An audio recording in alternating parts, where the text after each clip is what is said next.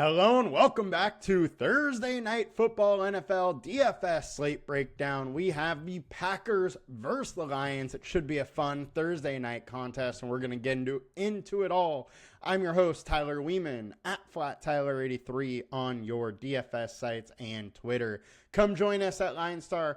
If you've never tried us out before, go to the App Store, Android or iOS, download LineStar app, and you can get a free 7-day trial. Now, let's get into this whole slate here. All right, 51.5 total. Lions 3.5-point favorites starting at the quarterback spot. We got Jordan Love, Jared Goff, both very good quarterbacks. And if we go to our trusty team defense tool, Goff does have the slight better matchup between the two, but there's really not a giant difference. Picking your quarterback on this game for this game totally depends on the lineups you are trying to make here. I think both have plenty of upside. Both are good.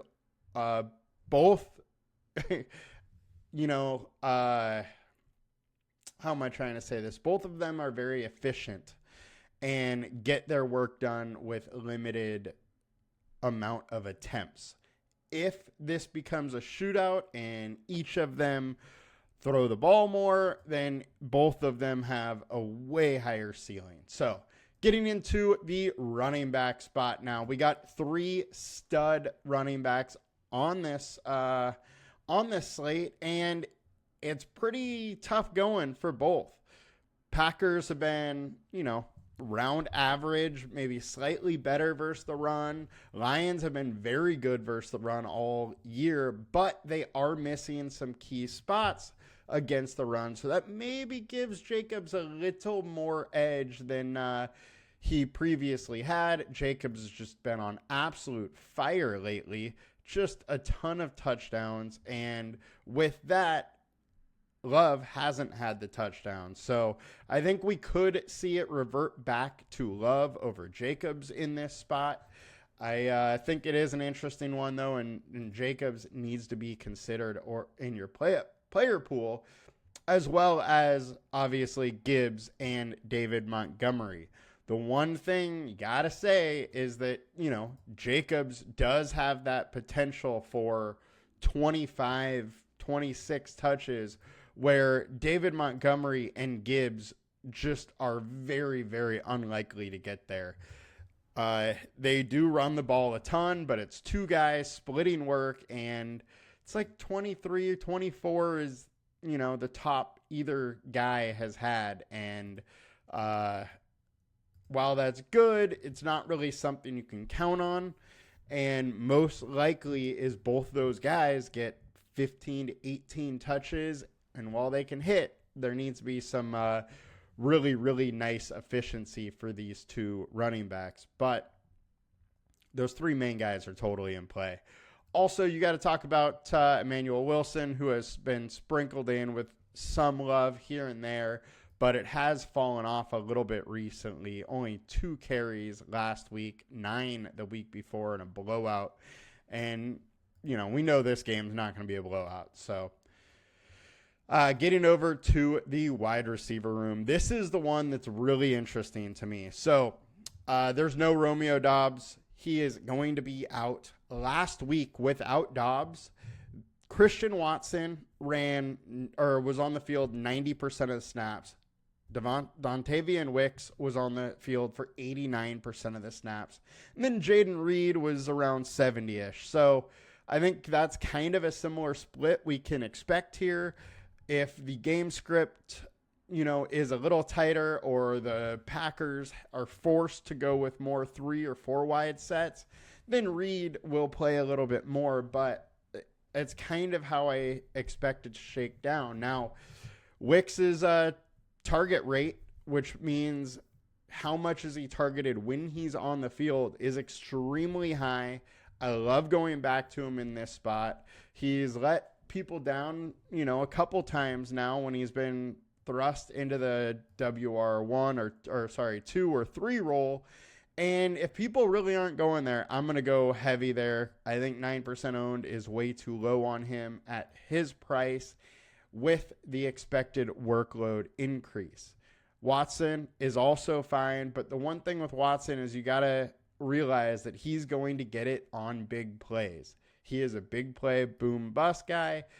And with that, you should make your lineups accordingly. It is one where you can tell a little bit of a story with, a big play going Packers' way. So I like both those guys. And then Jaden Reed is the obvious target for the Packers. He has the biggest ceiling. He's used all over the field and in a bunch of different ways and leads the team in red zone targets over the last 4 weeks.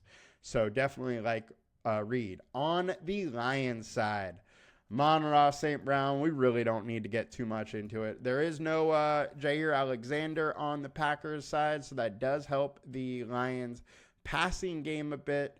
And Amon-Ra is the clear-cut alpha on this team. He gets it done week in and week out. The one thing with him all year is they just really haven't had to pass the ball that much. Now, if this is a game, they're going to keep passing the ball, and we can get, 11 targets, 18 targets, something like that for Amon-Ra, then he is very, very interesting and becomes a clear-cut captain option on this team.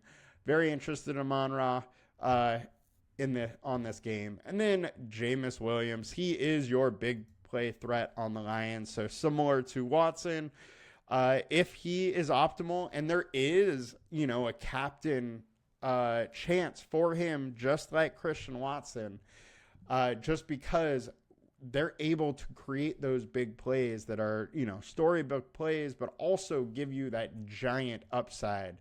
4 receptions, 124 and a touchdown, 5 receptions, 121 and a touchdown. If he gets one of those big plays, there's a very, very good high likelihood that he is going to be optimal, and that Goff could be in the optimal lineup as well.